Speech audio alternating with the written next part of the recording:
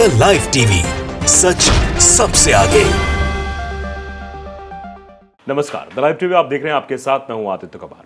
हिमाचल प्रदेश से खबर सामने आती है कि एक मस्जिद में तोड़फोड़ की गई है, मस्जिद को निशाना बनाया गया है, हिंदूवादी संगठनों ने सब कुछ किया है। लेकिन फिलहाल पुलिस की तरफ से बयान आ गया है कि इस खबर की पुष्टि अब नहीं कर सकते हैं। जांच का विषय है, जांच होगी, आगे जांच के बाद ही सब स्पष्ट हो पाएगा।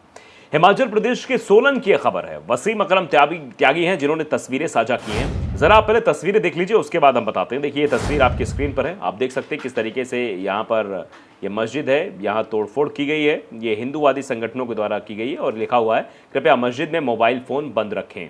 ये एक पोस्टर भी चस्पा किया गया है और उसके बाद कई तरह की चीज़ें भी दिखाई जा रही हैं। वहाँ पर भीड़ भी है, तस्वीरें भी दिखाई दे रही हैं। उन तस्वीरों को साझा करते हुए कई सारे आरोप भी लगाए जा रहे हैं। आप देख सकते हैं, ये भी तोड़फोड़ की एक तस्वीर है जो शायद वज़ू खाना है, यहाँ पर इस तरीके की चीज़ें की गई हैं। तो ये कई तरह के सवाल खड़े किए जा रहे हैं, आखिरकार मस्जिद में इस तरीके से हिंदूवादी संगठनों ने ये क्यों किया है। फिलहाल पुलिस की तरफ से ये बयान आया है कि अभी ऐसी कोई खबर हमारे पास नहीं आई है। फिलहाल क्या कुछ चीज़ें हैं वो पुलिस जांच में ही पता चलेगा कि कैसे तोड़फोड़ की गई है। वसीम अकरम त्यागी ने ट्वीट करते हुए काफ़ी बातें लिखी हैं। हिमाचल प्रदेश के सोलन जनपद के कुनिहार में हिंदूवादी संगठन गुटों ने मस्जिद में तोड़फोड़ की है।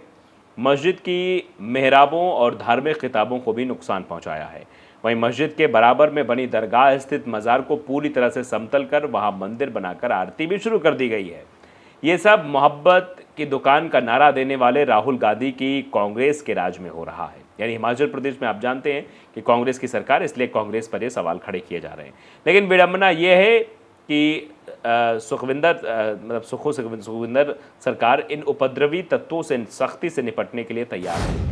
यानी सुखों की जो सरकार है उस पर भी सवाल खड़े किए जा रहे हैं, कांग्रेस के मुख्यमंत्री पर भी सवाल खड़े किए जा रहे हैं कि वो इन सब उपद्रवियों से निपटने के लिए तैयार नहीं है। स्थानीय लोग बताते हैं कि ऐसे हालात तो भाजपा के राज में भी नहीं थे। यानी जब भारतीय जनता पार्टी की सरकार हिमाचल प्रदेश में थी तब इससे अच्छे हालात थे, जो अब कांग्रेस के सरकार में इससे खराब हालात हो गए हैं। मोहम्मद रफ़ी नामी एक शख्स ने हिमाचल पुलिस से इन घटनाओं की शिकायत भी की थी, तो हिंदुत्ववादी गुंडों ने उनके परिवार को धमकाना शुरू कर दिया। उनकी पत्नी और बच्चों को कुल्हाड़ी से काटने की धमकियां देनी शुरू कर दी हैं। उनकी पत्नी और बच्चों को कुल्हाड़ी से काटने की धमकियां दी जा रही हैं, धमकाया जा रहा है। लेकिन इन घटनाओं पर कांग्रेस, हिमाचल कांग्रेस सरकार और प्रियंका गांधी जैसे नेता भी मौन हैं। यानी प्रियंका गांधी को भी लपेटे में ले लिया गया है कि प्रियंका गांधी, राहुल गांधी और हिमाचल प्रदेश के मुख्यमंत्री इन सब घटनाओं को लेकर मौन है। आज हिमाचल के मुसलमानों के साथ हिमाचल में दोयम दर्जे के नागरिकों से भी बदतर सलूक किया जा रहा है। मोहब्बत की दुकान ऐसे खुलेगी, ये सवाल भी पूछा जा रहा है वसीम अकरम के द्वारा। वसीम अकरम त्यागी ने एक और ट्वीट किया है जिसमें भी तस्वीरें दिखाई गई हैं, जिसमें भी वहाँ की कुछ तस्वीरों को साझा किया गया है कि देखिए यहाँ पर किस तरीके से तोड़फोड़ की गई है। लिखा है, माननीय राहुल गांधी और प्रियंका गांधी, हिमाचल में आपकी पार्टी की सरकार है, जाहिर है मोहब्बत की दुकान हिमाचल में भी खुली हुई है। लेकिन पिछले कुछ महीनों से हिमाचल में मुसलमानों को निशाना बनाया जा रहा है और नफरती तत्वों से निपटने के लिए सुखविंदर सरकार की इच्छा शक्ति कहीं नजर नहीं आती है। ताज़ा मामला हिमाचल के सोलन का है, जहां पर एक मज़ार को तोड़कर उस पर मंदिर बना दिया गया। लेकिन हिमाचल पुलिस अभी तक उपद्रवियों को गिरफ्तार नहीं कर पाई है।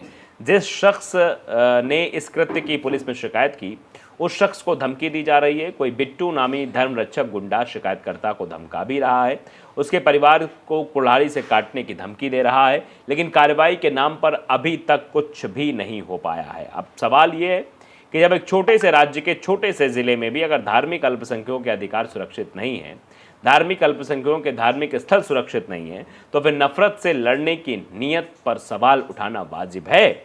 जुड़ेगा भारत, जीतेगा इंडिया के नारे पर सवाल उठाना वाजिब है। नफरत छोड़ो भारत जोड़ो जैसे प्रभावी नारे पर सवाल उठाना वाजिब है।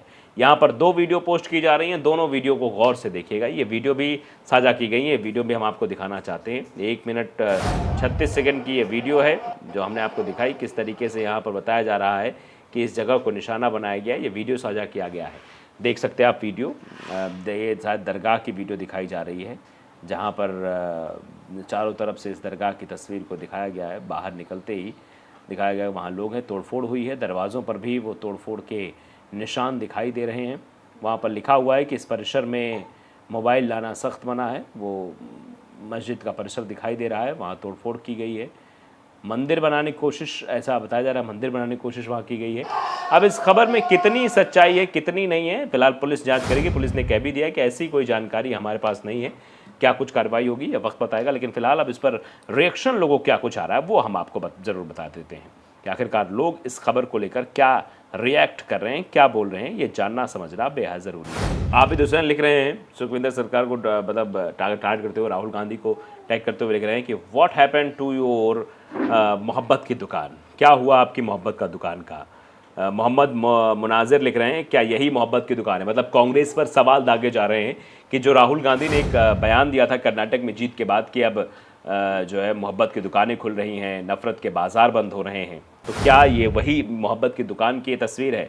और ये भी बताया जा रहा है कि वहाँ पर जो है मतलब बीजेपी का राज था तब इस तरीके की हिमाकत कोई नहीं करता था, तब ऐसी खबरें नहीं आती थी। अब कांग्रेस की सरकार में ऐसी आ रही हैं तो दो चीज़ें हो सकती हैं, या तो ये प्रायोजित चीज़ें हैं, ये सरकार को बदनाम करने की कोशिश है, या वाकई में वहाँ पर ये सब कुछ हो रहा है और सरकार मौन होकर सब कुछ देख रही है। एक शख्स और है वो लिखते हैं कि जावेद पाटिल है, वो लिख रहे हैं कि जहाँ मस्जिद है वहाँ मुसलमान भी होंगे। वो क्या कर रहे हैं, कहीं तो कोई उदाहरण हो जहाँ मुसलमानों ने बचाव किया हो। जब प्रशासन साथ नहीं दे रहा तो जैसे को तैसा जवाब दे। मतलब यहाँ पर नफरत फैलाने के लिए, उग्र होने के लिए सीधे तौर पर उकसाया जा रहा है। इमरान इलाही लिख रहे हैं जब जब वोट करने का वक्त आया तब तब हमने आंखें बंद की, अपना भविष्य कैरियर देखा ही नहीं, बस एक प्लेट बिरयानी पर टूट पड़े और अपनी वोट की अहमियत को खोते रहे। चौथी बात, राज्यसभा हो या लोकसभा, जितने भी मुस्लिम लोग विधायक या सांसद बने सभी ने अपनी तिजोरियों को भरा है, मुस्लिमों का साथ नहीं दिया। मतलब मुस्लिमों का साथ नहीं दिया, सब ने सिर्फ अपनी तिजोरियां भरी है। ऐसे एक मुस्लिम शख्स कह रहे हैं कि मुस्लिमों का कोई पार्टी ध्यान नहीं देता, सब वोट बैंक की राजनीति करते हैं। डॉक्टर सलमान अरशद लिख रहे हैं सभी संसदीय दलों की मुसलमानों के बारे में एक जैसी नीति है, उन्हें लागू करने के संबंध में कोई कम सख्त होता है, कोई ज़्यादा। 2013 में मुजफ्फरनगर के कत्ले आम के वक्त सपा की सरकार थी, अभी बिहार में आरजेडी और जेडीयू की सरकार में यही हुआ। कांग्रेसी तो इस मामले में बीजेपी से भी आगे हैं। मतलब कांग्रेस तो इन सब चीज़ों में ज़्यादा आगे है, वो मोहब्बत की नहीं नफरत की दुकान ही खोल रही है, ऐसा इशारों इशारों में कहा जा रहा है। सतीश सिंधु लिखते हैं कि त्यागी इन वीडियो फोटो में क्षतिग्रस्त मस्जिद और मेहराब कहीं भी दिखाई नहीं दे रही है। किस स्वार्थ के लिए आप अफवाह फैला रहे हैं। कई G20 सम्मेलन के दौरान तोड़फोड़ और आगजनी कर देश की छवि विदेशी राष्ट्रीय अध्यक्षों की मौजूदगी में धूमिल करने का प्रयास तो नहीं है। कहीं जो G20 सम्मेलन हो रहा है इसलिए आप इस तरीके की हरकत करते हुए नजर आ रहे हैं, ये भी लोग कह रहे हैं।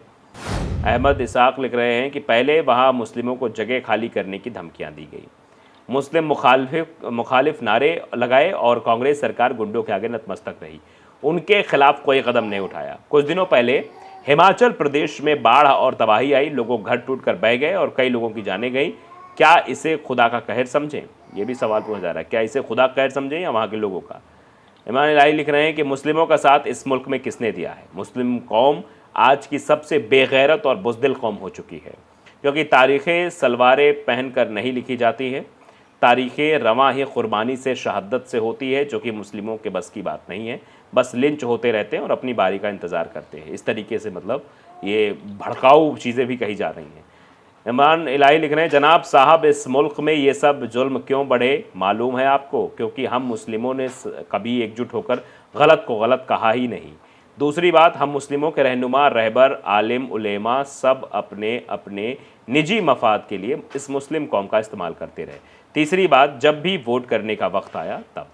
तो ये इस तरीके की चीज़ें कही जा रही है। अब अंदाज़ा इससे आप लगा सकते हैं कि देश किस दौर से गुजर रहा है, देश में क्या चीज़ें हो रही है। फिलहाल पुलिस ने साफ तौर पर यह कह दिया है कि ऐसी कोई जानकारी नहीं है, जानकारी करेंगे, जांच करेंगे, उसके बाद आगे कार्रवाई होगी, जो उचित कार्रवाई होगी वो की जाएगी। हिमाचल पुलिस का ये कहना है। तो द लाइव टीवी को अगर आपने सब्सक्राइब नहीं किया जरूर करिए, बेल आइकन दबाइए ताकि सच खबरें आप तक पहुंचती रहे। नमस्कार। द लाइव टीवी, सच सबसे आगे।